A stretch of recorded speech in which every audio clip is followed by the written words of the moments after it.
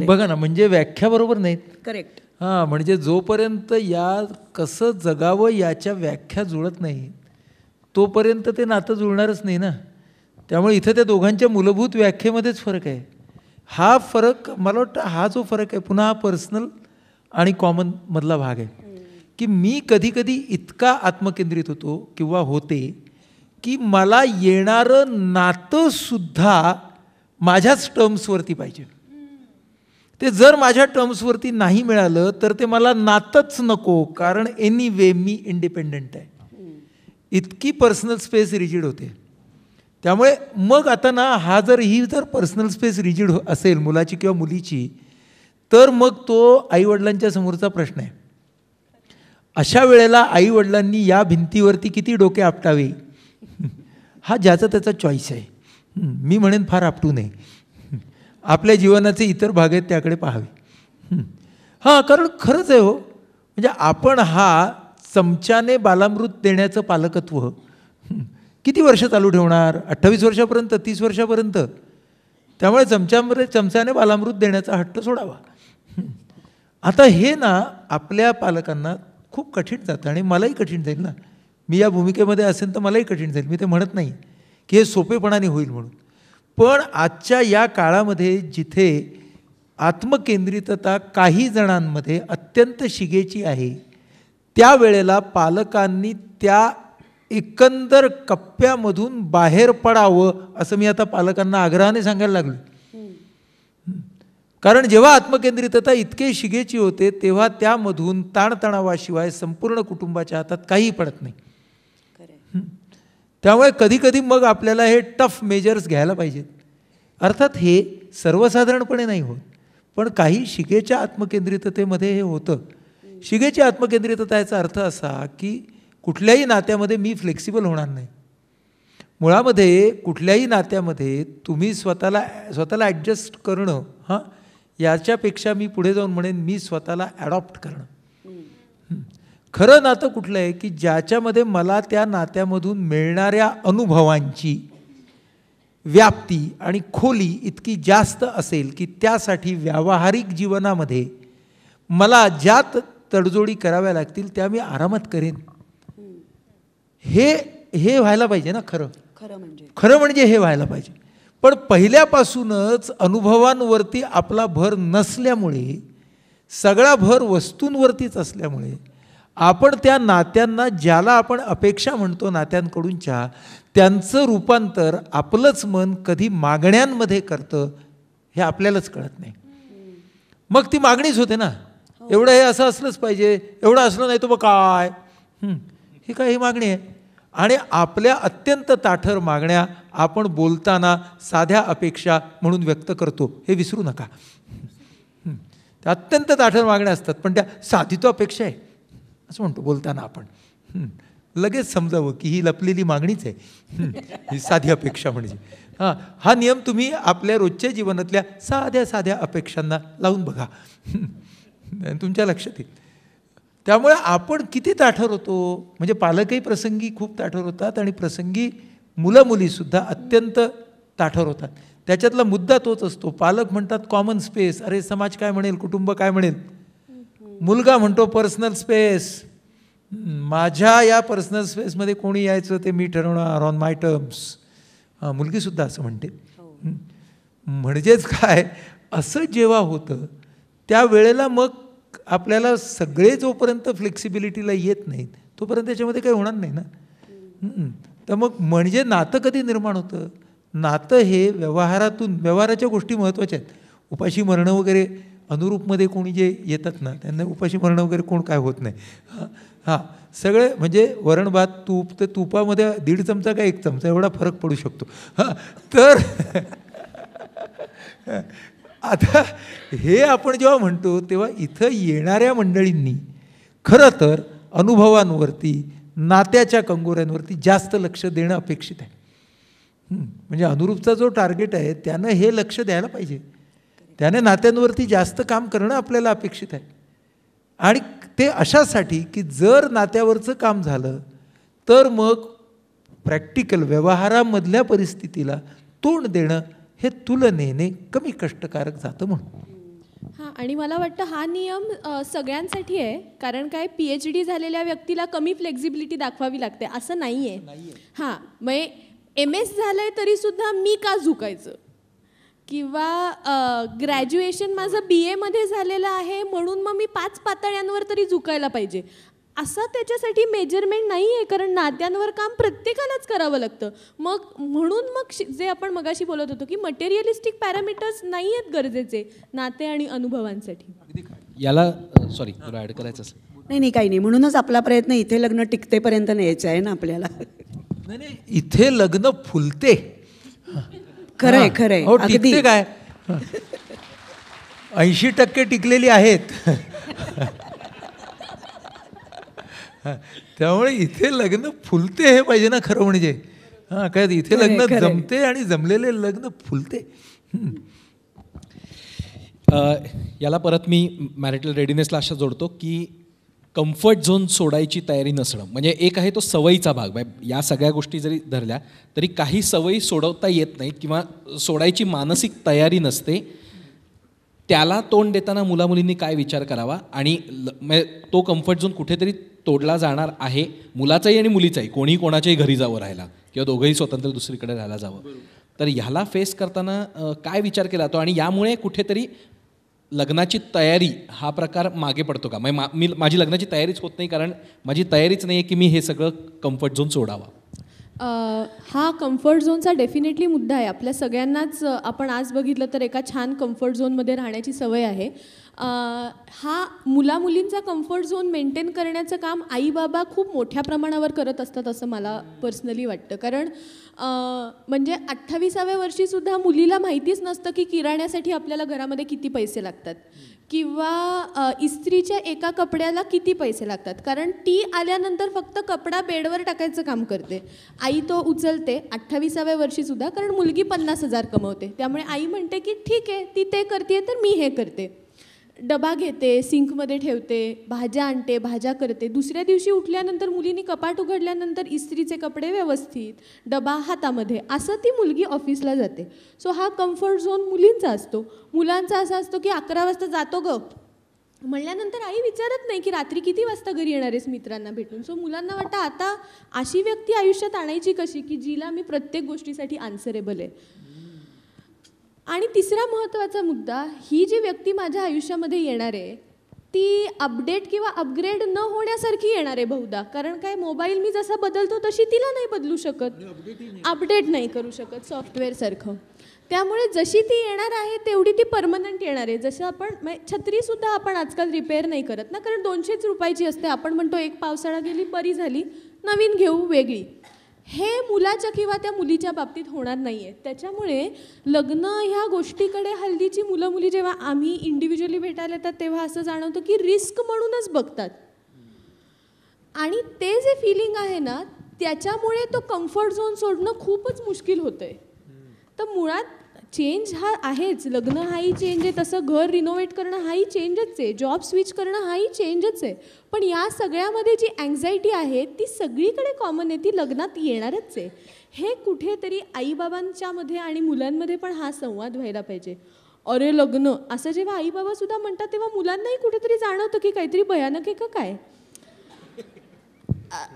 म्हणून सगळ्यांमध्येच जर आलं की अँझायटी आणि हे तुला वाटणारच आहे, पण याचा अर्थ असा नाही की ते म्हणजे एकदा गेलं की गेलं म्हणजे तुझं आयुष्यच उद्ध्वस्त. मला काय वाटतं माहिती आहे, आता तू बोलत असताना मला ते अचानक जाणवलं की जीवनामध्ये घडणाऱ्या प्रत्येक बदलाला आपण उगीच अरे बापरे लावायला लागलोय का काय. 100%. म्हणजे KG मधली ॲडमिशन अरे बापरे. हां, म्हणजे जीवनातला कुठल्याही बदलाला अरे बापरे असं आपण लावतोय का काय. लग्न अरे बापरे, मग त्या अरे बापरेचा प्रतिध्वनी मुलांकडून येणार अरे बापरे. म्हणजे आपण अरे बापरे करतोय बदलाला. तर मला वाटतं हे आपल्याला टाळलं पाहिजे की कुठलाही बदल हा अरे बापरे नाही आहे.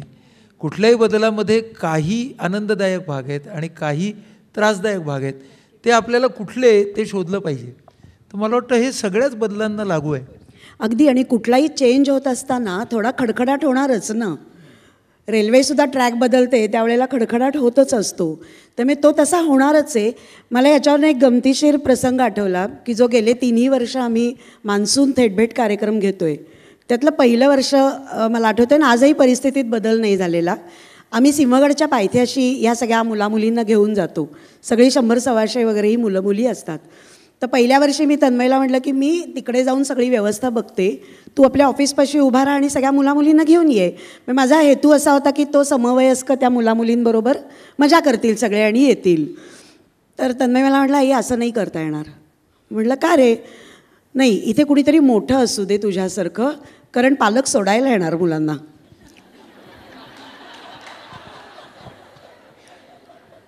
आणि पालकांना हा पोरासोरांचा कारभार आहे असं वाटू नये. आणि खरोखर तसं झालं.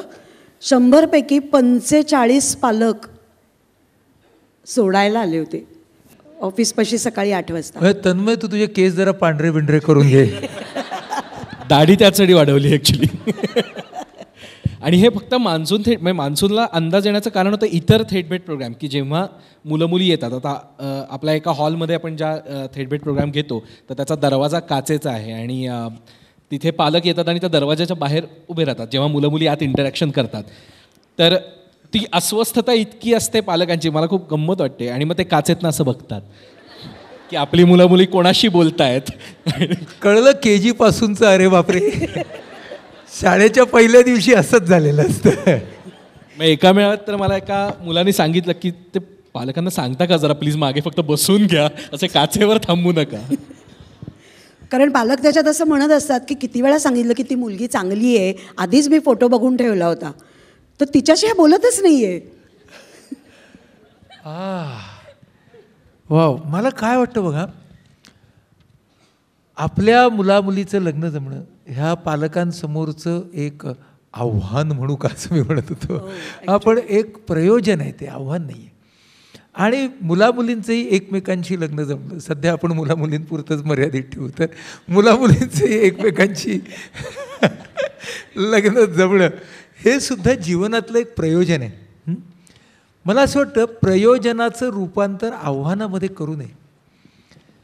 प्रयोजनामध्ये ना, आत्ता आपण जसे या विषयावरती बोलताना मध्ये मध्ये हसतोय ना, तसं हसता आलं पाहिजे हो. त्याच्यात कुठेतरी खेळकरपणा पाहिजे ना. त्या सगळ्याचं बापरे कशाला करायचं, KG पासून PG पर्यंत आणि PG नंतर या विवाहापर्यंत आणि नंतर त्यांना मुलं होईपर्यंत सगळ्याचं बापरे कशाला करायचं. आपल्या जीवनाच्या वेगवेगळ्या टप्प्यावरती आपल्यासमोर जी वेगवेगळी प्रयोजनं येतात त्यांना आपल्याला एकत्रितपणे सामोरं जाताना आपल्या खेळकरपणाचा बळी जाता कामा नये. म्हणजे ना, या सगळ्याच्या मध्ये तो खेळकरपणा आहे ना, हे प्रयोजन करू ना ह्याच्यासाठी सगळं, पण त्याच्यासाठी सगळं हसू कशाला बसायचं काय आता कशाला प्रत्येक वेळेला ओढून ताणून आपण बसायचं, नाही का. त्यामुळे ते एक मला वाटतं खूप महत्त्वाचं आहे की हा शोध आहे. शोध अनुरूप जोडीदाराचा आहे. आईवडिलांच्यासाठी शोध अनुरूप व्याही आणि विहिणीचा आहे. तर हा सगळा शोध आहे. सामाजिक असल्यामुळे या शोधामध्ये खूप सारी डायमेन्शन्स आहेत. पण तरीही त्याच्याकडे आपण अडचण, आव्हान हे सगळं का बरं बघावं. तो आपला चॉईस आहे. त्यामुळे आपल्याला त्याच्यातला खेळकरपणा जाता कामा नये. म्हणजे जेव्हा या वयामध्ये मुलं मुली आहेत आणि आईबाबा आहेत तर त्यांनी ना एकमेकांच्या बरोबर गंमत करणं, एकमेकांचे काही पुलिंग युअर लेग, हे सगळं व्हायला पाहिजे हो घरात. म्हणजे या एका प्रयोजनामुळे साऱ्या घराची भावनिक घडी नको विस्कटून जायला. ते मला वाटतं आपण सगळ्यांनी प्राथमिक दृष्टीने पाहणं हे गरजेचं आहे. त्याच्यामधूनच कदाचित तो शोध जोडीदाराचा अधिक सुकर होईल. मगाशी आपण अपेक्षा आणि सेटल असणं या सगळ्याबद्दल बोललो. तर याला जोडून असणारा मुद्दा असतो की बऱ्याचदा बहुतांश वेळेला मुलांची अशी अपेक्षा असते की माझी आई जशी आहे ना तशी मला बायको हवी, आणि मुलींची अशी अपेक्षा असते माझे बाबा कसे एकदम डायनॅमिक आहेत, एकदम काय कर्तृत्ववान आहेत, तसा मला नवरा हवा. आणि हे करत असताना त्यांच्या या अपेक्षा जोडीदाराकडनं की ज्या आपल्या आईवडिलांच्या इमेजवरती बेस्ड आहेत आणि आपल्या पालकांच्या अपेक्षा या आपल्या सुनेकडनं आणि जावईकडनं त्या रोलसाठी असतात रादर दॅन मुलाच्या जोडीदारासाठी किंवा मुलीच्या जोडीदारासाठी. तर या अपेक्षांमध्ये एक तफावत निर्माण होते. तर हे एका प्लॅटफॉर्मवर कसं आणावं आणि नेमकं काय घडतं की या अशा अपेक्षा बिल्ड होतात सरांपासून? मला काय वाटतं, त्या व्यक्तीला ना त्याचं रोल मॉडेल असणार. आणि आपल्या रोल मॉडेलचे काही गुण आपल्या सहचरामध्ये असावे असं वाटणं हे काय मला चुकीचं नाही वाटत बरं का रे. हां ते असू दे. तन्मय, मी तुला असा प्रश्न विचारतो, तुझंही लग्न झालेलंच आहे. हां, तू तुझी बायको निवडताना तुझ्या आईमधले कुठले गुण तिच्यामध्ये पाहिले सांग मला. मग आईचं कौतुक करायचं का बायकोचं आत्ता? लग्नामध्ये मुरलाय. त्यावेळी काय केलंस ते सांग, आता मुरलायच.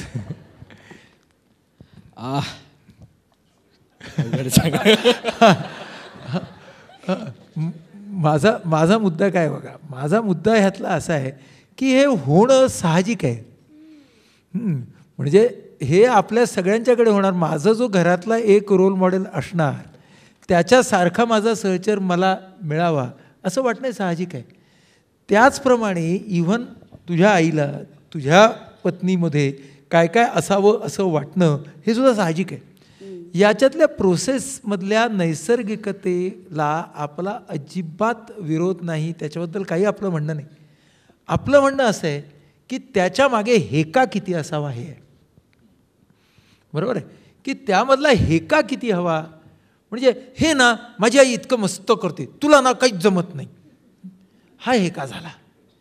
हां, पण माझी आई ना हे या पद्धतीने करते, तू या पद्धतीने करतेस. ह्याच्यातलं ना आईच्या पद्धतीतलं हे असं असं घेतलंस तर बघ ना एकदा करून असं म्हणा की, हो की नाही. हां हां, म्हणजे तू साबुदाणा भिजवतेस, माझी आई साबुदाणा भिजवते, पाणी तोच, साबुदाणा तोच. हां, पण आईच्या हातची खिचडी किती सुंदर होते. तर मग असं म्हणण्यापेक्षा अगं आई रात्रभर भिजत ठेवते, आपण पुढच्या वेळेला करताना रात्रभर भिजत ठेवूया का. जरा गरम पाण्यातून साबुदाणा काढून घेतला तर कसं होईल. आईचं नावही नका काढू, शेवटी खिचडी खायची आहे ना. म्हणजे मुद्दा हा तुम्ही या बाबतीत किती हेकेखोर होणार हा मुद्दा आहे. आणि तोच मुद्दा पुन्हा मी बरं झालं तुम्ही ते सासू आणि सासऱ्यांसाठी सुद्धा घेता ते. हां हां, ते चांगली कार्यशाळा आहे ती. तर ते सुद्धा खूप महत्त्वाचं आहे की तिथेही तो हेकाच येतो ना, माझी सून असं असं पाहिजे, तशी तशी पाहिजे. आणि काय गंमत होते मला त्यातला ना मानसशास्त्रीय भाग हा वाटतो. आपण सगळेजण ना परंपरागत भूमिकांमध्ये खूप गुंतलेले राहतो. अचानक आपल्याला त्या भूमिका बदलता येत नाहीत आणि ते आपण समजून घेऊया की आपल्याला या परंपरागत भूमिका नाही बाबा बदलता येणार. त्याची साधी गंमत अशी आहे की सून येते, तिने त्या सगळ्या घरासाठी काहीतरी करायला पाहिजे अशी समजा मी सासरा आहे, माझी अपेक्षा आहे बरं का. आणि माझा मुलगा त्या सुनेला समजा मदत करतोय अगदी. हां, तर ना मी बऱ्याच वेळेला तो तिला मदत करतोय. हां, म्हणजे अगदी मराठीत एक अफलातून शब्द आहे, बायकोच्या ताटाखालचं मांजर. अफलातून शब्द आहे हा. हां, आणि मी असं ना मला ते बायको ताट मांजर असं दिसायलाच लागतं मला ते. हां, आता अशा वेळेला मी जर सासरा असेल तर मला तो मुलगा माझा बायकोच्या ताटाखालचं मांजर दिसायला लागतं. पण ही माझी मुलगी असेल आणि तिला तो माझा जावई अत्यंत समाधानाने मी ते दृश्य माझ्या मनसंपुष्टात साठवतो. आईला हे काय आहे. म्हणजे मी माझी भूमिका ही तपासून पाहायला पाहिजे ना. मग म्हणजे मला माझ्या त्या परंपरागत भूमिकेतून बाहेर आलं पाहिजे. आणि मग त्यामध्ये मला एक मिती, एक परिमाण, एक डायमेन्शन हे बदलत्या काळाचं आहे. दुसरं डायमेन्शन बदलत्या नात्यांचं आहे. तिसरं डायमेन्शन या पर्सनल स्पेस आणि कॉमन स्पेसचं आहे. हे डायमेन्शन्स घेऊन मी सासरा म्हणून किंवा सासू म्हणून त्यांच्या नात्याकडे पाहायला पाहिजे. ॲट द सेम टाईम त्या दोघांनी सुद्धा हे परंपरागत जे स्टिरिओटाईप्स आहेत ते एकदम बदलणार नाहीत ह्याची जाणीव ठेवली पाहिजे.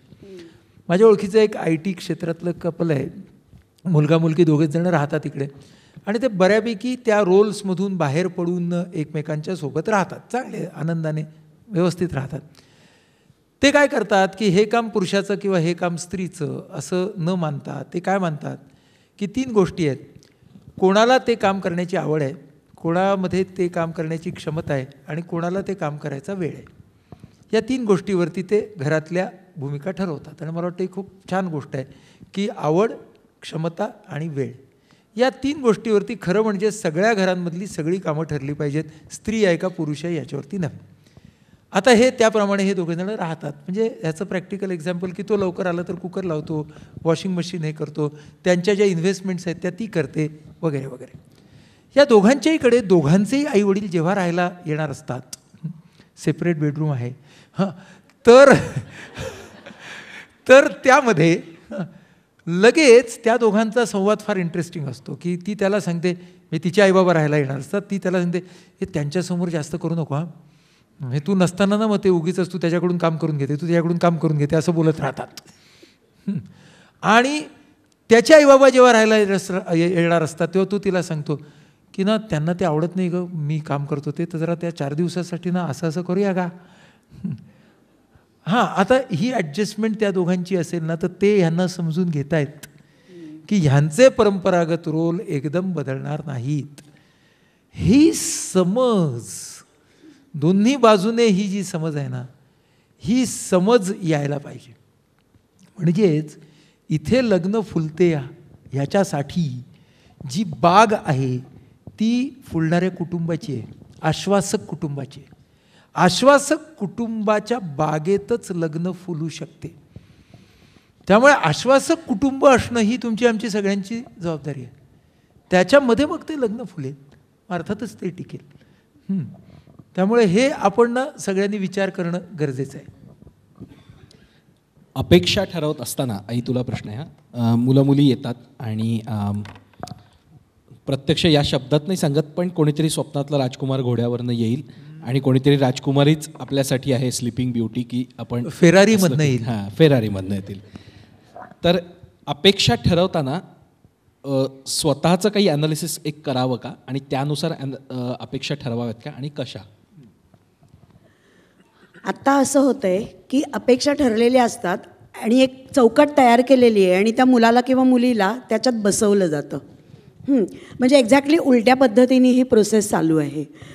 खरं तर तो जो फॉर्म असतो आपला तो वाचल्यानंतर जेव्हा भेटायला जाऊ आपण त्या मुलाला किंवा मुलीला, त्यावेळेला त्या प्रोफाईलमधले क्रक्स पॉईंट्स जे असतात की ज्याच्यावरनं आपण गप्पा मारू शकू आणि मग तिथनं पुढे आपण जाऊ शकू असं करता येऊ शकतं कोऱ्या पाटीने गेलं तर.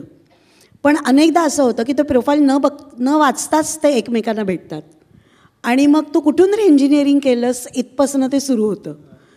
किंवा कुठल्या कंपनीत आहेस आणि मग वर्क प्रोफाईल काय आहे की ज्याचा आपल्या डायरेक्टली वैवाहिक आयुष्याशी काहीही संबंध नसतो, पण त्याच्या हॉबीज काय आहेत. तो समजा त्यांनी लिहिलं आहे की ट्रेकला, किंवा हा प्रोफाईल भरतानाचा सुद्धा अत्यंत महत्त्वाचा मुद्दा आहे की प्रोफाईल भरताना खूप खरी खरी माहिती आणि त्याच्यात रस घेऊन भरणं हे खूप गरजेचं असतं. म्हणजे उदाहरणार्थ आपल्या अनुरूपच्या साईटवरती अबाउट मायसेल्फ नावाचा कॉलम आहे, तर त्या कॉलममध्ये खूप विचार करून तो भरलेला नसतो, तो टेम्पलेटसारखा भरलेला असतो. म्हणजे रीडिंग, ट्रेकिंग, लिसनिंग म्युझिक किंवा फन लव्हिंग हा शब्द ऑलमोस्ट सगळ्या प्रोफाईलमध्ये असतो. म्हणजे आम्हाला आता असं वाटायला लागलं आहे की आपले जे डेव्हलपर आहेत साईटचे त्यांना सांगावं की फन लव्हिंग टाईप केलं तर उठणार नाही अशी काहीतरी व्यवस्था करा.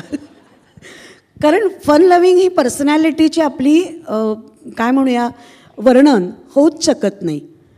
पण मग माझी पर्सनॅलिटी नेमकी कशी आहे आणि माझं वैवाहिक आयुष्य चांगल्या जाण्यासाठी मी काय देणार आहे हा त्याच्यामध्ये कुठेही पार्ट नसतो.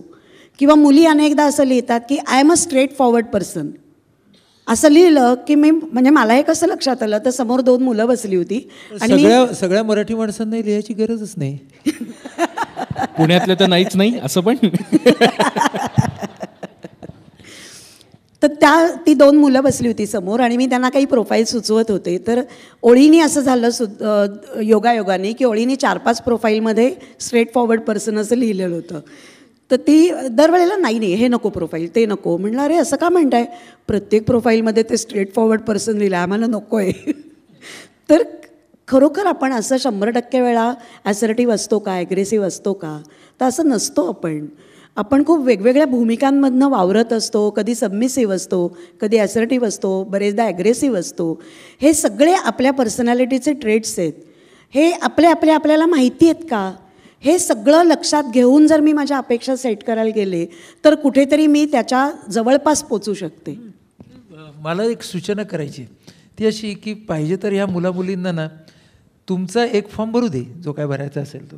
त्यांनी त्या फॉर्मचं हेडिंग्स तर त्यांना माहिती होणार. त्यांनी तो फॉर्म स्वतःसाठी एक प्रोजेक्ट म्हणून घ्यावा आणि नंतर तोच फॉर्म विचार करून डिटेलमध्ये भरावा. म्हणजे मग फन लव्हिंगचे कंगोरे येतील. हां, किंवा I am a straight forward म्हणजे काय, म्हणजे मी कधी कधी मी भांडखोर होते, कधी कधी ना मी फारच सगळं सहन करते किंवा करतो, कधी कधी मी अत्यंत ठाम आणि निर्धाराने उत्तर देतो. हे ना ते शेड्स त्यांनी कळून ते स्वतःसाठी भरावं. टाकताना टाका पाहिजे तर काय, म्हणजे फक्त विशेषणं, पण नंतर त्या विशेषणांच्याकडे पाहून त्याच्या डिटेलमध्ये जर तो मुलगा किंवा मुलगी गेले ना तर कदाचित त्यांना भेटीसाठी त्याचा फायदा होईल. हां, म्हणजे भरताना तसं भरलात ना लगेच सबमिट म्हटल्यावरती सबमिट नका करून टाकू. सबमिट केल्याच्या नंतर मग पुन्हा एकदा ते बघा आणि हे मी उसंत मला मिळाली तर माझ्या अनुभवांशी जोडून हाच फॉर्म मी कसा बरं भरेन. अगदी मनात जरी विचार केला तरी चालेल, अगदी लिहिण्याचा कंटाळा असेल तर, पण त्यातल्या प्रत्येक मुद्द्यावरती थांबून जर मी त्याचा थोडासा तपशीलवार विचार केला तर ते जास्त चांगलं ठरेल. नक्कीच. आणि मला अजून एक ह्याच्यामध्ये वाटतं की अपेक्षा ह्या सगळ्या अशा मटेरियलिस्टिक गोष्टींच्या नसाव्यात. म्हणजे जेव्हा मी मुलामुलींची किंवा पालकांशी बोलतो आणि त्यांना असं विचारतो की तुम्हाला तुमचं आयुष्य कसं जायला हवं आहे, तर त्यांना डिटेलमध्ये उत्तर नाही देता येत. ते म्हणतात नाही छान छान जायला पाहिजे. हां, तर छान छान म्हणजे काय, तुम्हाला नेमकं कसं आयुष्य तुमचं जायला पाहिजे, त्याच्यासाठी तुम्हाला तुमच्या पार्टनरची मदत कशी व्हायला पाहिजे, तुमचं म्युच्युअल डेव्हलपमेंट हा त्याच्यामध्ये खूप महत्त्वाचा हेतू आहे आपल्या लग्नामध्ये. एकमेकांना सपोर्ट आपण करणार आहोत, तो कसा करणार आहोत, जमणार आहे का तुम्हाला. म्हणजे आत्ता गेल्याच रविवारी आमचं एक वर्कशॉप होतं, रंग लग्नाचे लग्नापूर्वी जाणायचे. तर त्याच्यामध्ये त्या वर्कशॉपच्या शेवटी आम्ही 2 डॉक्टर्सची मुलाखत घेतली होती की जे कपल आहेत, आत्ता प्रत्यक्ष आयुष्यात ते जोडीदार आहेत. तर ती गायनाकॉलॉजिस्ट आहे आणि तिने इंटर्नशिप म्हणजे MBBS झालं, इंटर्नशिप करत असताना लग्न झालं त्यांचं आणि नंतर तिला बाळ झालं आणि मग तिला डिग्रीसाठी ॲडमिशन मिळाली आणि म्हणून ती रुबी हॉलमध्ये सलग 3 वर्ष तिला रेसिडेन्सी करायची होती. तर तिचं बाळ 7-8 महिन्याचं होतं. तर हा तिचा ENT सर्जन असलेला नवरा सलग 3 वर्ष रोज रात्री तिला त्या बाळाला दाखवायला घेऊन जात होता. तर ही अशा पद्धतीचा सपोर्ट जर मिळाला तरच तिला डिग्री ती पूर्ण करू शकणार आहे ना. आणि त्याच वेळेला तिने असं सांगितलं की मी 10वी नंतर घराबाहेर होते, मला स्वयंपाक येत नव्हता, पण हे सगळं मला सासूबाईंकडनं मी शिकले कारण याला खायची खूप आवड आहे. तर हे जे एकमेकांसाठी जगणं म्हणतो ना आपण, याच्यामध्ये माझं कुठेतरी सोडायचं आहे, त्याच्यासाठी मला काहीतरी करायचं आहे, या अशा मोठ्या पटलावरती त्या अपेक्षा असाव्यात असं मला वाटतं. एक मला काय पटकन सांगू असं वाटतं की सगळी विशेषणं ना ऑल ॲडजेक्टिव्ज आर फझी. म्हणजे ना सगळी विशेषणं ही फेस असतो तो. हां, म्हणजे कुठल्याही आता आपण एरिएटेड वॉटर घेतलं तर ते वरती सगळा फेस येतो ना, तशी असतात विशेषणं. खरा द्रवपदार्थ त्या फेसाच्या खाली असतो. त्यामुळे विशेषणं वापरून आपण काय करतो, विशेषणालाच पेय समजतो. तर विशेषण पेय नाही, विशेषण फेस आहे. हां, आणि पेय त्याच्या खाली आहे. तर ते डिटेलमध्ये गेल्याशिवाय ना ते अनुभवाचं पेय सापडणार नाही. आणि आम्ही नेहमीच मुलामुलींना सांगतो की ह्याच्यासाठी तुमच्या मित्रांची वगैरे मदत घ्या ना. कारण मी जेव्हा पहिला प्रश्न विचारते तू समजूतदार आहेस का, तर माझ्याकडे आलेली कुठलीच व्यक्ती मला म्हणत नाही की मी समजूतदार नाहीये. कारण प्रत्येकाला, कारण हा ज्याच्या त्याच्या समजुतीचा प्रश्न आहे. तर त्यामुळे समजूतदार आहे का, हो, मग मला पण अंडरस्टँडिंगच नवरा पाहिजे. पण अंडरस्टँडिंग या गोष्टीची डेफिनेशन ही त्या तुम्ही म्हणता त्या फझी वर्ड सारखी आहे. त्यामुळे ते ऑब्जेक्टिव्ह अनालिसिस तुम्ही तुमच्या कोणी म्हणेल अंडरस्टँडिंग म्हणजे मी जे म्हणतोय ते सगळं ऐकून घेणारा अंडरस्टँडिंग. एक्झॅक्टली. म्हणजे मुली हेच सांगतात. मग एका आपल्या थेटबेट कार्यक्रमामध्ये मी विचारलं मुलींना अपेक्षा काय आहेत, तर मुलींनी सांगितलं समजूतदार. तर म्हटलं समजूतदार म्हणजे काय, तर एक मुलगी म्हणली आत्ता माझ्या मनात मला चहा पाहिजे का कॉफी पाहिजे हे त्याला कळलं पाहिजे. दुसरी मुलगी म्हणली की मी म्हणेन त्याला त्यांनी हो म्हणलं पाहिजे. आणि मला वाटतं हे ऑब्जेक्टिव्ह अनालिसिस कुठेतरी पालकांचं पण असावं. कारण आपल्या मुलीबद्दल स्थळ म्हणून बोलताना सगळेच सुशील समजूतदार मुलीबद्दल बोलतात, पण फोन ठेवल्यानंतरचं हक्की असतं की तुला एवढं पण कसं कळत नाही, म्हणजे मी आई आहे ना तुझी, म्हणजे जरा तरी समजुतीने वाग ना तू. मग तुम्ही तुमच्याकडे हे अंडरस्टँडिंग ठेवा की खरंच एवढं नाही हा समजून घेऊ शकत आहे माझी मुलगी. हे ऑब्जेक्टिव्ह ॲनालिसिस जर आपण स्वतःचं करू शकलो आणि पालक आपल्या मुलांचं करू शकले तर त्या दृष्टीने स्थळं शोधणं पण खूप सोपं होतं. निश्चितच पालक उलटं पण बोलतात. म्हणजे जेव्हा जास्त आमचा परिचय होतो ना, एक 3-4 भेटीनंतर, तेव्हा पालक येऊन म्हणतात, तुम्हाला मुलं तर माहितीच आहेत ना, आमचा मुलगा मुलगी काय वेगळे नाहीत त्यापेक्षा. असं म्हणतात ना, म्हणजे मला वाटलं होतं की आमचा खूपच वेगळा आहे वगैरे असं. ते सुरुवातीला म्हणतात रादर फॉर्म भरताना. आणि नंतर मग हल्लीच्या मुलांपर्यंत येतात. याच्यासाठी काही एक स्वतःहून करायच्या गोष्टी मुलामुलींसाठी, म्हणजे पालकांचं बाजूला ठेवून फक्त मुलामुलींसाठी, की मी हा विचार करूनच विचार केला पाहिजे माझ्या अपेक्षा ठरवताना, की ज्या मला कॉम्प्लिमेंटरी असतील. तर अनुजा, तुझे काही इनपुट्स? जसं सर म्हणले तसं युजली आम्ही मुलांना असं नेहमी सांगतो की वेगवेगळ्या सिच्युएशन्समध्ये मी कशी वागते किंवा कसा वागतो. कुठलीही मला एखादं अपयश आलं, छोटंसं फेल्युअर आलं तर मी त्याच्याकडे कसं बघतो, भांडण रिझॉल्व्ह करताना माझा अप्रोच कसा असतो, एखादं निगेटिव्ह इमोशन मला फील झालं त्याच्यानंतर माझी पहिली रिॲक्शन काय असते, याला आम्ही म्हणतो स्वतःचं स्वतः ॲनालिसिस. आणि कदाचित एवढा विचार आपण कधी स्वतःबद्दल करतच नाही. फार तर फार इंटरव्ह्यूच्या वेळेस करतो किंवा स्वतःला एखादं सॉफ्टवेअर नवीन शिकायचं असेल तर करतो. तर याहीपेक्षा पुढे जाऊन आपल्याकडे ऑब्जेक्टिव्ह टेस्ट आपण त्याची अनुरूपमध्ये सुरू केले की मॅरिटल रेडीनेस, आणि त्याच्यासाठी जी पर्सनॅलिटी बेसिक असेसमेंट असतात की आपले ट्रेट साधारण आपल्याला त्याचं ऑब्जेक्टिव्ह ॲनालिसिस कळावं, ह्याच्यासाठी आपण ऑलरेडी ते इनिशिएटिव्ह घेतलं आहे. तर मला असं वाटतं मॅक्सिमम मुलामुलींनी त्याचा लाभ घ्यायला खरं तर हरकत नाही आहे. ही गोष्ट खूपच चांगली आहे. मला असं वाटतं की आपण आता आधुनिक पत्रिकेकडे येण्याची गरज आहे. ॲब्सोल्युटली. त्यामुळे कारण परंपरागत पत्रिका बघतात लोक, नाही बघत. पण आता मॅरिटल रेडीनेस किंवा पर्सनॅलिटी ह्या सगळ्याचे मानसशास्त्रीय मापदंड आपल्याकडे तयार आहेत आणि ते अनुरूपमध्ये तुम्ही लोक वापरता, तर ती गोष्ट खूप चांगली आहे. त्यामुळे ती पत्रिका पहा किंवा पाहू नका, पण ही पत्रिका नक्की बघा. दुसरा एक मला जाणवणारा प्रश्न याच्यात नेहमी असतो, अपेक्षा सेट करत असताना किंवा आपण जेव्हा मुलामुलींशी बोलतो त्यावेळेला, की माझ्यासारखाच त्याची सगळे आवडीनिवडी असाव्यात. आणि जर आम्ही असं म्हटलं की असं कसं शक्य आहे, 2 वेगळ्या घरातनं आलेली तुम्ही माणसात, वेगळ्या परिस्थितीत मोठी झालेली आहेत, तर हा अट्टास कशासाठी की जसं मला आवडीनिवडी आहेत तशाच आणि त्या प्रमाणात असाव्यात. तर याच्यापेक्षा सुद्धा माझ्या आवडीनिवडी वेगळ्या आहेत, त्याच्या वेगळ्या आहेत, तर त्याच्यामुळे माझ्या ह्याच्यामध्ये काही भर पडणार आहे असा विचार त्याच्यामध्ये नसतो. आणि याच्यासाठी सुद्धा पत्रिकेकडे वळण्याचं प्रमाण प्रचंड आहे. म्हणजे अगदी योग्य वेळेला आपण पत्रिकेचा विषय काढला की आधुनिक पत्रिका म्हणजे काय, की आम्ही नेहमी असं म्हणतो की आता सपोज उदाहरणार्थ मला एखादी आवड आहे आणि ती माझ्या नवऱ्याला नाही आहे, तर ओके ना, मी ती आवड पूर्ण करण्यासाठी माझ्या मैत्रिणीला घेऊन जाऊ शकते बरोबर. हा विचार तिथे नसतो. आणि मग आम्ही असं म्हणतोच की कालांतराने ना, काही वर्षांनी प्रत्येक गोष्टीसाठी नवरा बरोबर ही जरा त्रासदायकच घटना वाटते ना. हे पण कुठेतरी घरामध्ये गप्पा मारताना यायला पाहिजे. म्हणजे भाजी आणायला नवरा बरोबर, नाटक बघायला तोच, सिनेमाला तोच, बाहेर प्रवासाला जायचं आहे तोच, मग ते परत कॉमन फ्रेंड्स मित्रमैत्रिणी. तर कधीतरी इथे पण ना स्पेस हा भाग येतोच. आणि हा स्पेस तर सध्याच्या मुलामुलींमध्ये खूप मोठा इश्यू आहे. आणि तरी ते त्यांचं आवडीनिवडी एकसारखा असाव्यात, म्हणजे खूप कॉन्ट्राडिक्टरी वाटतं मला नेहमीच. हे म्हणजे खरं तर आपण अननोईंगली स्वतःचंच फिमेल व्हर्जन शोधत असतो लग्नासाठी किंवा स्वतःचंच मेल व्हर्जन शोधत असतो आणि मग वर्षभरानंतर म्हणणारे बोरच झालं. आता होणारच ना बोर. जर याला पण हेच करावंसं वाटते, तिलाही तेच करावंसं वाटते, तर नाविन्य कुठे आहे? आणि मग नात्यामध्ये नाविन्य शोधण्यासाठी आपण बाहेर जातो, मग वेगळं मिळून दोघं काहीतरी करू किंवा मग तुझं तू कर. तर मला असं वाटतं अरेंज मॅरेजमध्ये आपल्याला ही सुविधा आहे की शोधतानाच तुम्ही एकमेकांना कॉम्प्लिमेंट करणारा पार्टनर शोधा. आणि तो मॅच असलाच पाहिजे असं नाही. म्हणजे मॅच नसलेले सुद्धा कॉम्प्लिमेंट करू शकतात ना. त्यामुळं कधी कधी मॅचिंगचा प्रॉब्लेम होतो.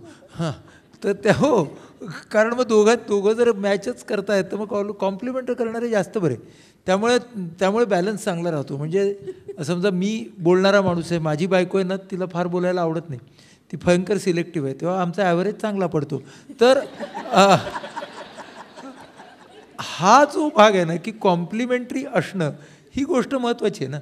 त्यामुळे लग्नामध्ये किंवा कुठल्याही नात्यामध्ये to be complimentary you have to be different also. त्यामुळे सगळ्याच गोष्टी तुम्हाला सारख्याच पाहिजेत असं नाही. सारखेपणा कुठे असला पाहिजे? सारखेपणा जीवनशैलीच्या बाबतीत असला पाहिजे. आणि सारखेपणा जीवन मूल्यांच्या बाबतीत असला पाहिजे. मला माझं जीवन कसं जगायचं आहे, कोणासाठी जगायचं आहे आणि कुठलीही साधनं वापरून जगायचं आहे, याच्यामध्ये मात्र सारखेपणा असला पाहिजे. म्हणजे तो जर असेल की तो जीवन मूल्यांमध्ये जर सारखेपणा असेल तर मग प्रॉब्लेम येत नाही. मग ते आपोआप कॉम्प्लिमेंटरी होतं. म्हणजे मग त्याला काही फार गडबड नाही करावी लागत. म्हणजे एक मी ते उदाहरण पाहतो म्हणून तुमच्याबरोबर शेअर करतो. आता मी मुक्तांगणमध्ये जेव्हा काम करतो तेव्हा आमची जी मुक्ता आहे बाबाची मुलगी, तर ती या सामाजिक क्षेत्रामध्ये ती सायकोलॉजिस्ट आहे. तिचा नवरा आशिष जो आहे तो एका मोठ्या IT कंपनीमध्ये खूप मोठ्या हुद्द्यावरती आहे. आता त्या दोघांच्या करिअर्स खूपच वेगळ्या आहेत ना. तो IT मध्ये कॉर्पोरेटमध्ये आणि खूप मोठ्या हुद्द्यावर आहे आणि ती या आमच्या व्यसनमुक्तीच्या क्षेत्रामध्ये काम करते.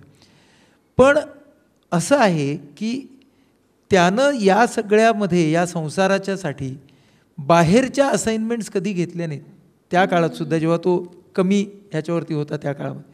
म्हणजे ते एक त्याने केलं त्या नात्याच्यासाठी. आणि दुसरं तो म्हणाला की तुला पैशासाठी पैसे ही गोष्ट तू तुझ्या करिअरमध्ये ठेवूच नकोस, कारण सेवा हे तुला जर करायचं असेल तर पैशाचा भाग मी घेईन. कमाल. हां, आता हे जे आहे ना, हे जे त्यानं केलं त्याचा आदर त्या नात्यामध्ये त्या दोन व्यक्तींनी ठेवायचा असतो, समाजाने नाही. बरोबर. म्हणजे आमचे मुक्तांगणचे जेवढे कार्यक्रम होतात तेव्हा म्हणजे माझं इन्क्लूड आहे, आमची सगळ्यांची पोरं मुक्ताचा आणि त्यांचीसुद्धा, मुक्ताचा नवरा सांभाळतो बाहेर, ते सगळे पोरं त्याच्याबरोबर असतात. आम्ही आमचे मुक्तांगणाचा कार्यक्रम करत असतो. हे ना, ही जे विभाजन आहे हे विभाजन कॉम्प्लिमेंटरी आहे की याच्यामध्ये त्याला, त्या आशिषला ते करायला आवडत असतं आणि म्हणून त्या पोरांनाही तो आवडत असतो. आमचंही काम होतं, त्यांचंही काम होतं, आम्हालाही मजा येते, त्यांनाही मजा येते. मग सगळं झाल्यावरती आम्ही एकत्र येतो आणि मजा करतो पुन्हा. हे व्हायला पाहिजे त्या पार्टनरशिपमध्ये. ॲब्सोल्युटली. आणि याच्यात मला असं वाटतं मुलामुलींना हे पण आत्ता खरं तर लक्षात घ्यायला पाहिजे की हे कॉम्प्लिमेंटरी मॅच पहिल्या भेटीपासून होणार नाही आहेत. कारण हा इन्स्टंटच्या जमान्यामध्ये ना ती मुलगी म्हणते तुम्ही जे सगळं म्हणताय ना सर ते मला त्या मुलामध्ये पहिल्या भेटीत दिसलं पाहिजे, मी लगेच लग्नाला हो म्हणीन ना. तेच ते म्हणजे परिकथेतील राजकुमारा. अगदी. स्वप्नी माझ्याने सत्ती माझ्या ईशा, सत्यामध्येच ही. हो, कारण आताही इथे बसलेल्या खूप मुलींना वाटतच असणार आहे की तुम्ही जे म्हणताय ते ऐकायला खरंच छान वाटतंय, पण हे कुठल्या मुलाकडे बघून मला वाटत नाही. तर या एकत्र राहायला लागल्यानंतर डेव्हलप होणाऱ्या गोष्टी आहेत, या गोष्टीवर आपण मुळात विश्वास ठेवायला पाहिजे. हो, खरं आहे. हो, आपल्याला काय झालं, आपल्या एकंदर मिथ्समध्ये समाजातल्या माध्यमांनी, विशेषतः हिंदी चित्रपटांनी वगैरे खूपच मोलाची भर घातली. हां, तर त्यामुळे कसं आहे की ते सगळं आयडियल हे पहिल्यापासून असतं. त्या आयडियलमध्ये मध्येच थोडासा व्यत्यय निर्माण होतो, पण नंतर ते पुन्हा आयडियल होतं. हां, अशा प्रकारचं एक मिथ, आपल्या मिथक ह्या आपल्या सगळ्या समाजामध्ये आहे. ते मिथक घेऊन मुलं आणि मुली येतात का मोठेसुद्धा येतात. तर ते मिथक आहे हे आपण बघितलं पाहिजे की परफेक्ट काही नाही, आयडियल काही नाही, आणि त्या आपल्याला काही गोष्टी आयडियलकडे नेणाऱ्या तयार केल्या पाहिजेत. हां, आणि म्हणून ना मला असं वाटलं बरं का की तुम्ही तुमच्या संस्थेचं नाव आदर्श विवाह संस्था असं का बरं नाही ठेवलं, अनुरूप का ठेवलं नाही ना. खरं म्हणजे तुम्ही आदर्श विवाह संस्था ठेवायला पाहिजे होतं की नाही, आमच्याकडे आदर्श. हां, तर बरं झालं तुम्ही नाही ठेवलं.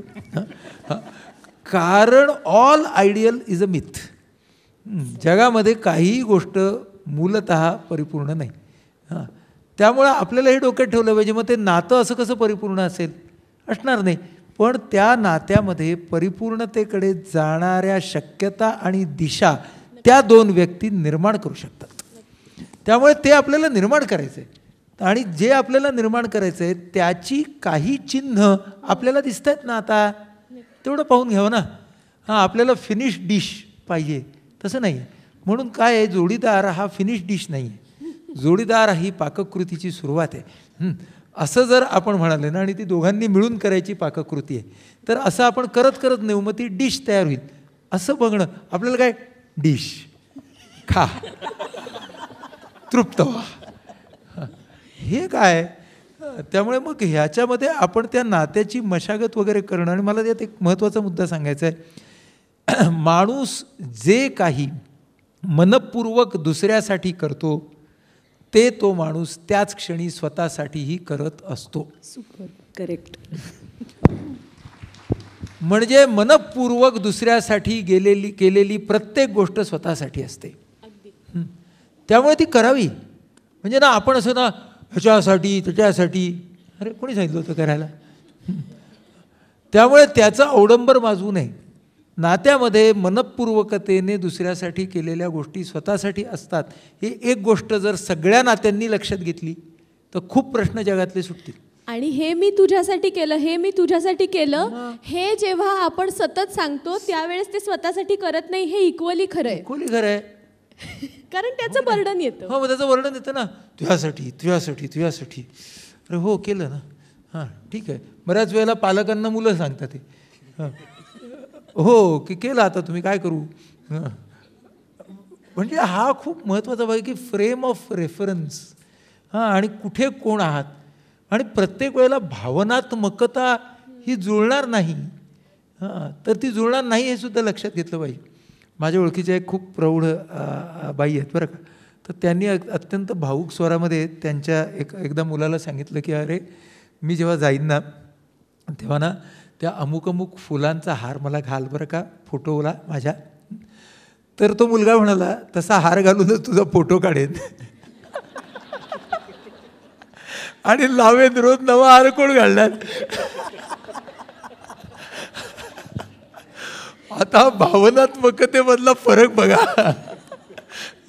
या बाई अत्यंत भावूक झालेला होता आणि तो त्यामध्ये व्यवहार बघत होता की काय सोयीचं आहे. हार घालेत फोटो घाले तुझं लावून टाकेल. आता ना हा जो फरक आहे हा सुद्धा खेळकरपणे घेता आला पाहिजे. हा असा फरक, असा टोकाचा फरक सुद्धा खेळकरपणे घेता आला पाहिजे. कारण असा टोकाचा फरक पडणार आहे. आज त्या काळामध्ये आपण आहोत तर तो आपण किती छान घेऊ ह्याच्यावरती पुन्हा या सगळ्याच नात्याचं भविष्य ठरणार. शेवटचेच काही प्रश्न उरलेत आता.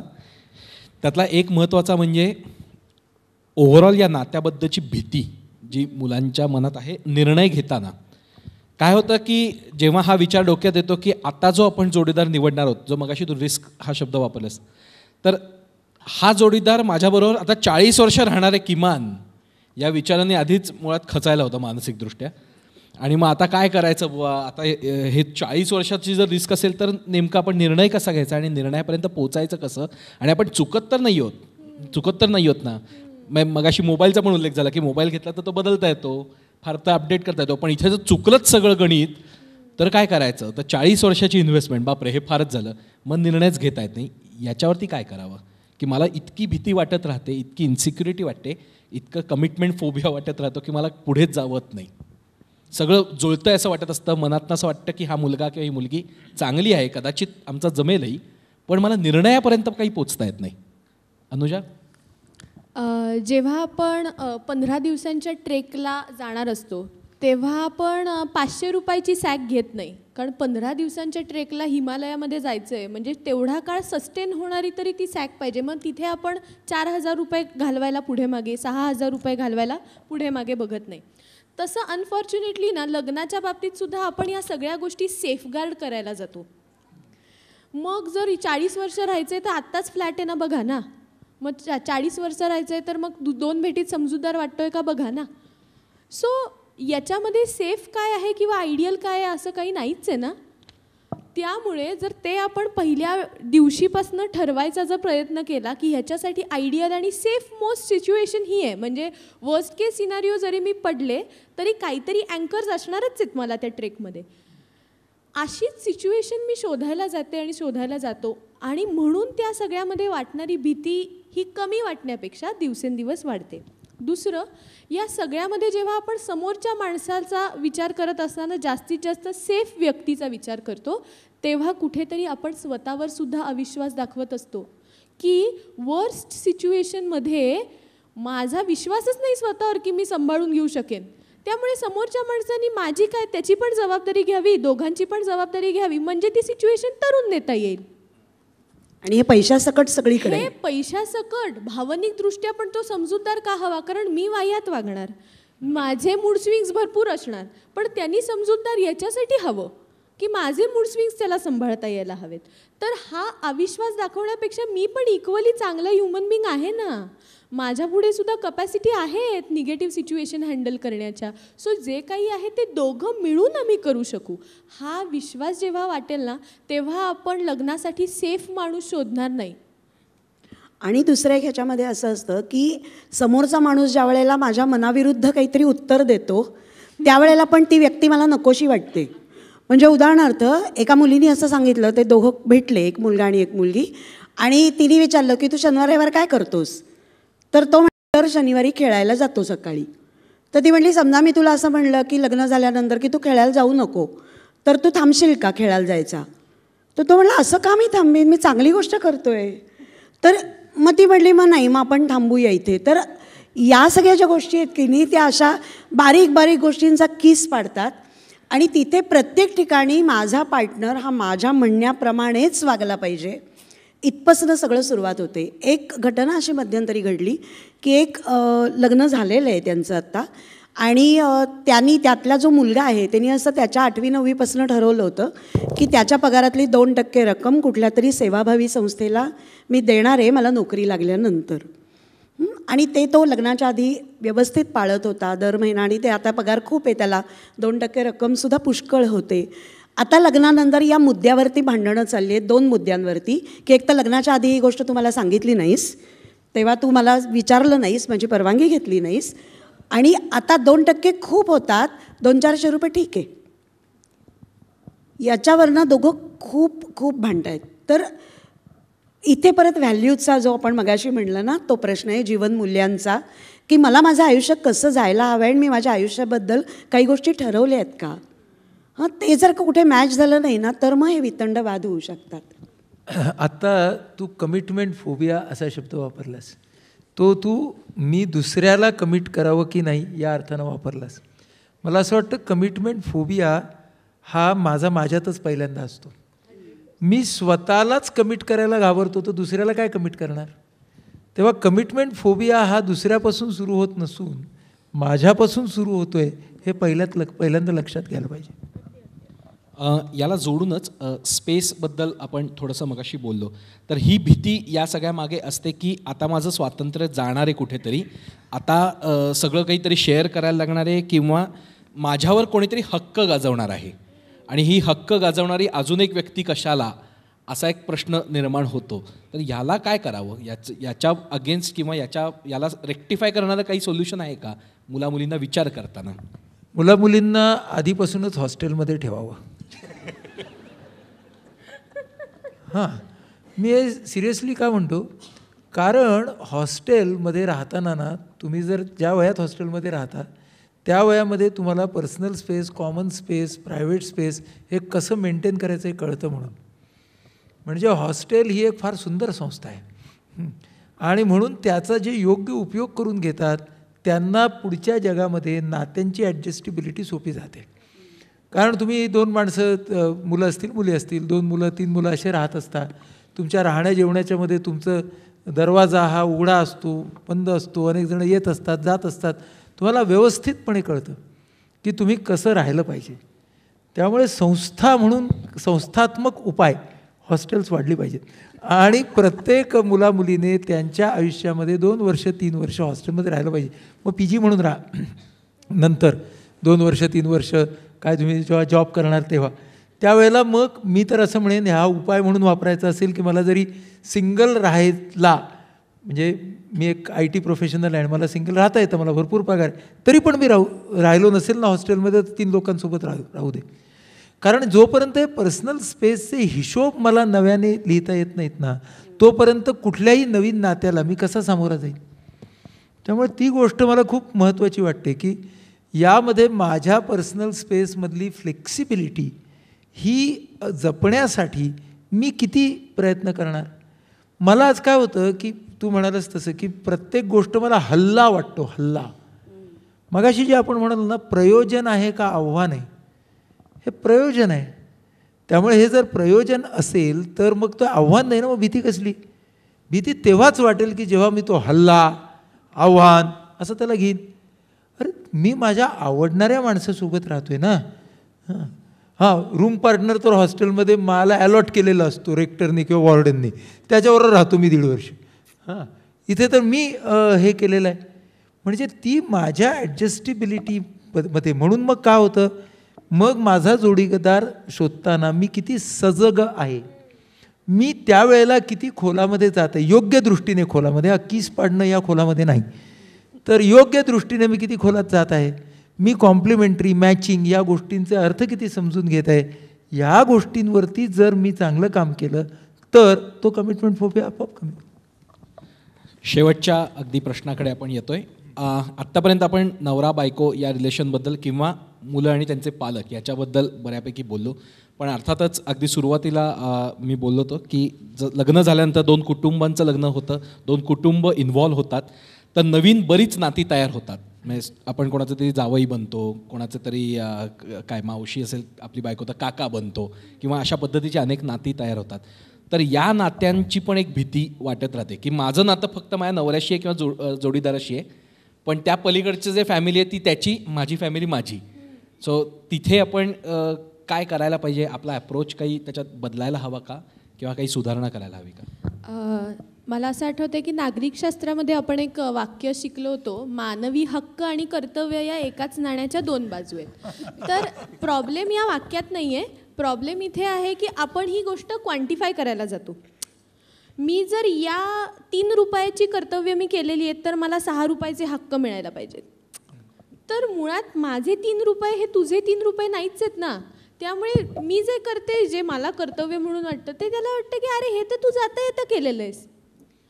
आणि इथे मग म्हणजे लग्नाच्या म्हणजे त्यावेळेस तुम्ही म्हणला होतात की चांदीची 2 ताटं द्याल, इथपासनं सगळ्या गोष्टी निघतात लग्नाच्या वेळेस. आणि हक्क आणि कर्तव्य, मग ती आता मी का असं वागू, त्यांनी मला त्यावेळेस म्हणल्या होत्या त्या की हे मी करेन, पण त्यांनी खरं तर केलं नाही लग्नानंतर.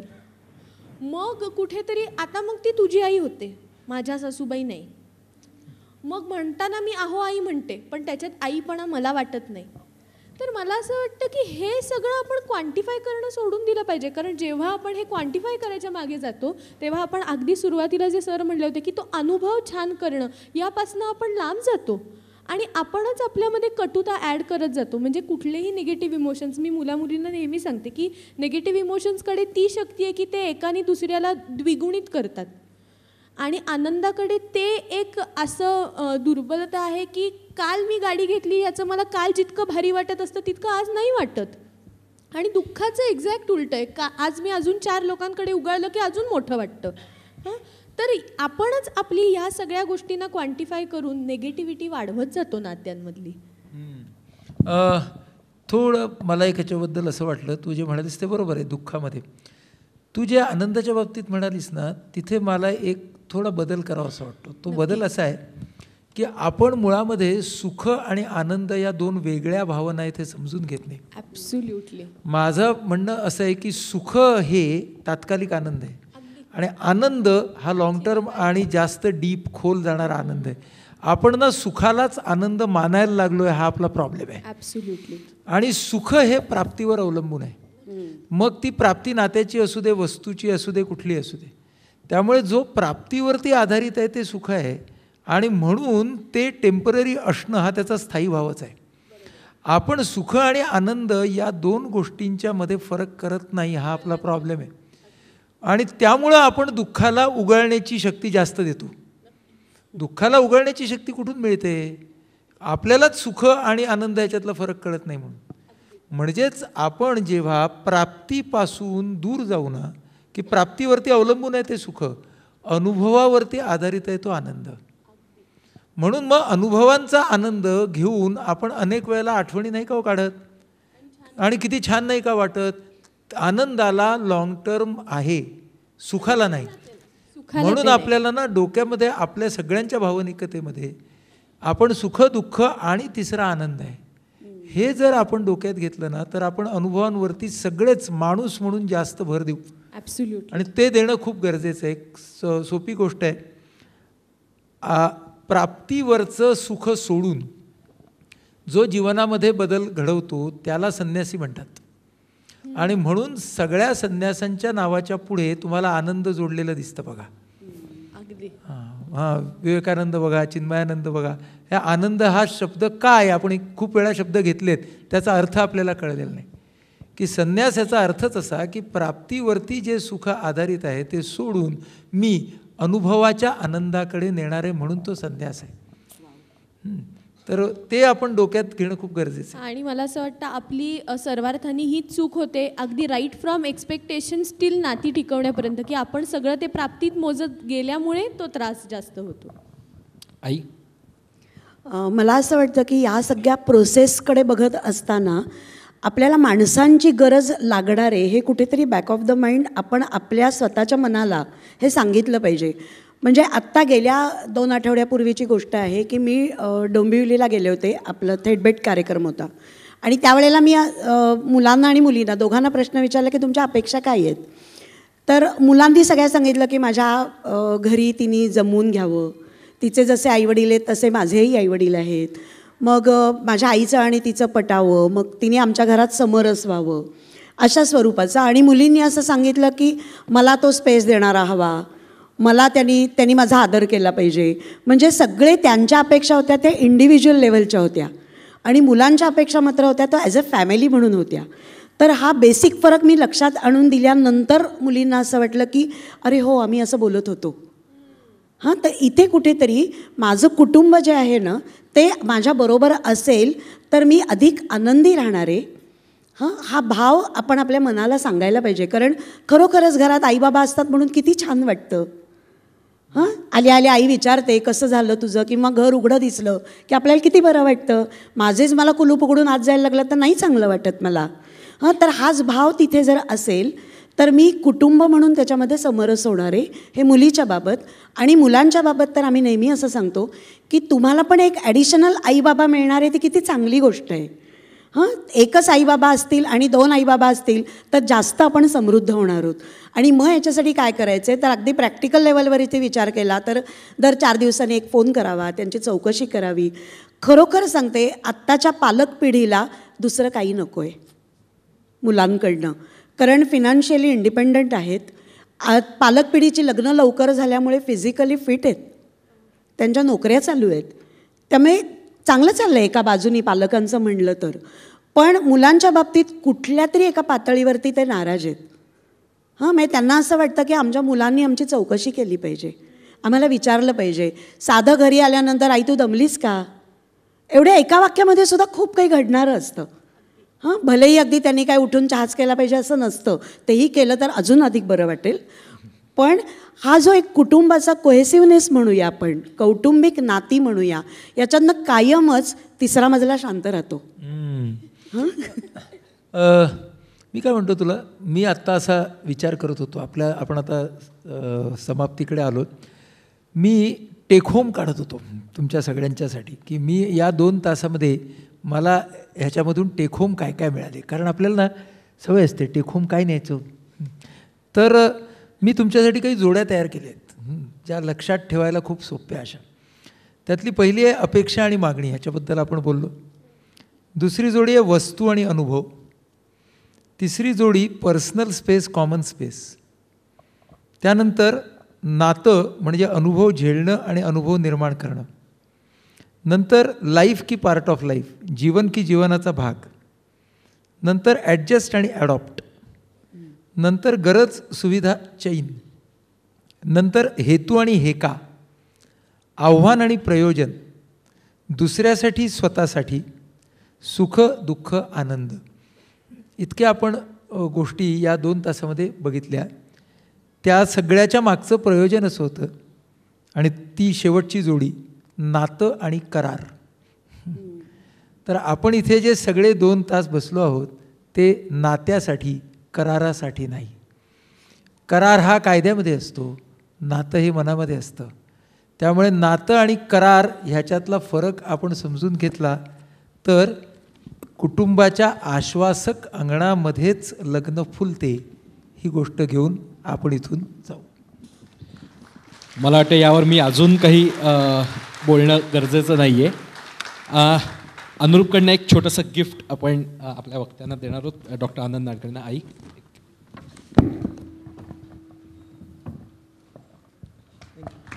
धन्यवाद. शेवटी फक्त एक 2-3 महत्त्वाच्या गोष्टी सांगायच्या आहेत ज्या अनुरूप रिलेटेड आहेत, पुढच्या काही कार्यक्रमांच्या संदर्भात आहेत. पहिली गोष्ट म्हणजे मान्सून थेटभेट कार्यक्रम जो सगळ्यात सुरुवातीला सांगितला तो 23 जुलैला आहे आणि त्याच्या नोंदण्या आणि सगळं रजिस्ट्रेशन आणि माहिती तुम्हाला ऑफिसमध्ये मिळेल, रजिस्ट्रेशन करता येईल. याबरोबर आपलं सलग 4थं वर्ष असेल की जेव्हा आपण US हे थेटभेट प्रोग्राम्स घेतो. ते यावर्षी सप्टेंबरमध्ये असतील, 9 सप्टेंबर, 16 सप्टेंबर आणि त्याच्या पुढचा वीकेंड 23 सप्टेंबर. तर त्यावेळी ते असतील. 9 तारखेला सॅन फ्रान्सिस्कोला, 16 तारखेला न्यूयॉर्कला आणि 23ला शिकागोमध्ये असे हे थेटभेट प्रोग्राम्स होतील. गेल्या वर्षी झाले होते त्याच पद्धतीने त्याची रजिस्ट्रेशन्स परत चालू होतील. ते अनुरूपच्या वेबसाईटवरती डिक्लेअर केलं जाईलच. 2-3 फक्त टिप्स मला तुमच्या अनुरूप प्रोफाईलबद्दल सांगायच्या आहेत. 2-3च आहेत, फार जास्त वेळ घेणार नाही. त्यातली सगळ्यात पहिली गोष्ट म्हणजे अनुरूप प्रोफाईलवरती तुम्ही जो फोटो टाकता ते 5 फोटोज तुम्हाला अपलोड करता येतात. ते 5ही फोटोज अपलोड करा. ते करत असताना महत्त्वाची गोष्ट म्हणजे तुम्ही दिसाल नीट अशा पद्धतीचे ते फोटो टाका. ठीक आहे. गॉगल घालून किंवा आयफेल टॉवरच्या पायथ्याशी मी किंवा मोठ्या कारमध्ये मी, तर असे फोटोज टाकू नका, त्याचा काहीच उपयोग होत नाही. त्यामुळे तुम्ही नीट दिसाल. किंवा वाकड्या तिकड्या अँगलमधनं काढलेले सेल्फी, तर हे तर अजिबातच टाकू नका. तुम्ही नीट स्पष्टपणे दिसाल अशा पद्धतीचे फोटो टाका. याचा अर्थ असा नाही की स्टुडिओत जाऊन साडीतलेच फोटो काढून या. ठीक आहे. तुम्ही नॉर्मल जसे असतात तसेच फोटो टाका, ते पुरतात, तेवढेच त्याचा पर्पज आहे. दुसरी महत्त्वाची गोष्ट आईने मगाशी उल्लेख केलाच, अबाउट मायसेल्फ हा आपला कॉलम आहे. जनरल जशी माहिती आपण भरतो त्याच्या पलीकडे जाऊन थोडासा विचार करून स्वतःविषयी, स्वतःच्या मॅरिटल लाईफबद्दलच्या अपेक्षांविषयी असं त्याच्यात लिहावं असं एक्सपेक्टेड आहे. आवडीनिवडींविषयी लिहावं. याचा अजून एक फायदा असा आहे की आपण नुकतंच कीवर्ड सर्च नावाचं फीचर आपल्या वेबसाईटवरती लॉन्च केलं आहे. तर मी जर माझ्या आवडीनिवडींमध्ये काही गोष्टी लिहिल्या असेल, for example listening to music असं समजा मी त्याच्यामध्ये लिहिलं असेल आणि एखाद्या सर्च करणाऱ्यांनी तेच शब्द टाकून सर्च केलं, तर ज्यांनी आपल्या अबाउट मायसेल्फमध्ये या गोष्टी लिहिल्या आहेत त्यांची प्रोफाईल्स वरती येतात. ठीक आहे. सो तुमच्या आवडीनिवडीनुसार सुद्धा तुम्हाला सर्च करता येतं. आत्ता तुम्ही सर्च करताना फिल्टर्स जे लावता ते शिक्षण, वय, उंची, पगार याच्या पलीकडे जात नाहीत फार तर लोकेशन. त्यामुळे यानुसार सुद्धा सर्च करता येऊ शकेल अशी सोय आता अनुरूपच्या वेबसाईटवरती उपलब्ध आहे. तिसरी सगळ्यात महत्त्वाची गोष्ट म्हणजे डॉक्युमेंट व्हेरिफिकेशन फीचर जे आपल्या वेबसाईटवरती आहे. जे काही आपण माहिती आपल्या फॉर्ममध्ये भरतो त्यातल्या 4 गोष्टी डॉक्युमेंट्स त्याला सबस्टॅन्शिएट करणारे तुम्ही अनुरूपकडे देऊन व्हेरीफाय करून घेऊ शकता. हे थर्ड पार्टी व्हेरिफिकेशन नाही आहे.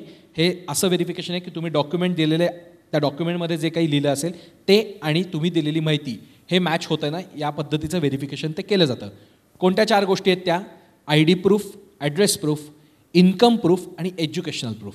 या त्या 4 गोष्टी आहेत की ज्या तुम्ही लिहिलेल्या असतील त्याला सबस्टॅन्शिएट करणारं डॉक्युमेंट तुम्ही वेबसाईटवरती डायरेक्टली अपलोड करू शकता, आम्हाला ईमेलमध्ये कळवू शकता किंवा त्याच्या झेरॉक्स कॉपीज आमच्या ऑफिसमध्ये कुठल्याही 15 पैकी आणून देऊ शकता. यातला एक सगळ्यात महत्त्वाचा भाग आहे की तुम्ही जे डॉक्युमेंट अपलोड करता ते अनुरूपची अगदी एक छोटी टीम सोडून बाकी कोणालाही दिसत नाही. त्यामुळे तुमचं कुठलंही प्रायव्हसी हे होत नाही, ब्रेक होत नाही, ब्रीच होत नाही आणि सगळी डॉक्युमेंट सेफ राहतात. थेट डॉक्युमेंट कोणाला दिसत नाही. डॉक्युमेंट फक्त अनुरूपच्या टीमला दिसतं की ज्याच्यात तुम्ही दिलेली माहिती आणि डॉक्युमेंटवरची माहिती ही व्हेरीफाय करून तुमच्या प्रोफाईलवरती फक्त एक टिक मार्क येतो की हे डॉक्युमेंट व्हेरीफाईड आहे. तर ही पण गोष्ट महत्त्वाची आहे कारण आता आपण फीचर असं लॉन्च केलेलं आहे की तुम्ही जेव्हा सर्च कराल तेव्हा जी प्रोफाईल्स डॉक्युमेंट व्हेरीफाईड असतील ती वरती दिसावीत. आणि जर तुमचं डॉक्युमेंट तुम्ही व्हेरीफाय करून घेतलं नसेल, तुमची माहिती व्हेरीफाय करून घेतली नसेल तर कदाचित तुमचं प्रोफाईल त्या सर्च लिस्टमध्ये कुठेतरी खाली जाईल आणि तुम्हाला मिळणारा रिस्पॉन्स कमी येऊ शकेल. सगळ्यात शेवटची आणि सगळ्यात महत्त्वाची गोष्ट म्हणजे सर्वजण म्हणजे 100तले 99 पालक, 100तली 99 मुलं मुली एक गोष्टीबद्दल कायमच सांगतात, लिहितात, फीडबॅक देतात, बोलतात की आम्ही इंटरेस्ट रिक्वेस्ट पाठवतो, आम्ही लोकांना कॉन्टॅक्ट केला आहे पण त्यांच्याकडनं आम्हाला काहीच रिस्पॉन्स आलेला नाही. ठीक आहे. हा 100तले 99 लोक सांगत असतात. त्यामुळे सांगणाऱ्यांमध्येही असे मंडळी असणार की जे स्वतः रिस्पॉन्ड करत नाहीत. त्यामुळे सगळ्यात पहिला सल्ला असा की तुम्ही स्वतः एक ठराविक कालावधीपेक्षा जास्त कोणताही इंटरेस्ट रिक्वेस्ट पेंडिंग ठेवू नका. ज्यांनी इंटरेस्ट पाठवला आहे त्यांना तात्काळ सांगा की आम्ही हे पेंडिंग ठेवतो आहे कारण की असं आहे, मुलगा काय गावाला गेला आहे, जे काय असेल ते. किंवा आम्ही अजून ऑलरेडी एका मुलाबरोबर किंवा मुलीबरोबर बोलतो आहोत त्यामुळे आम्ही आत्ता हे होल्डवरती ठेवलं आहे, हे इमिजिएटली कम्युनिकेट करणं गरजेचं आहे, समोरच्यांना सांगणं गरजेचं आहे. बेसिक कर्टसीचा हा पार्ट आहे. आता एवढं सगळं होऊनही पेंडिंग असतात, आपल्याला रिस्पॉन्स येत नाही, अशा वेळी काय करावं? अनुरूपचा सल्ला असा ते प्रोफाईल सोडून द्या. ठीक आहे. ज्यांना बेसिक तुम्हाला सौजन्याने सांगणं की आम्ही बघितलं आहे तुमचं आणि आम्ही विचार करून कळवतो हे सांगण्याचंही सौजन्य नाही तर खरं तर नकोच ते नातं. भरपूर प्रोफाईल्स आहेत इतर अनुरूपच्या वेबसाईटवरती. सो त्याच्याकडे पुढे व्हा आणि नवीन प्रोफाईल्स सर्च करायला लागा. आता मला हेही मान्य आहे की त्या प्रोफाईलमध्ये मन अडकलेलं असतं त्यामुळे थोडं कठीण जाईल, पण तो प्रयत्न करा. तुमचाच थोडासा मनावरचा ताण हलका होईल. तुम्ही रिस्पॉन्स करायला लागा, इतरही रिस्पॉन्स करायला लागतील. यावरती अजून टेक्नॉलॉजिकली काही सोल्युशन शोधता येईल का याच्यावरती आमची टेक्निकल टीम काम करते आहे, पण तोपर्यंत हाच उपाय आहे. मी तन्मय कालेटकर माईकवरनं तुम्हा सगळ्यांची रजा घेतो. धन्यवाद.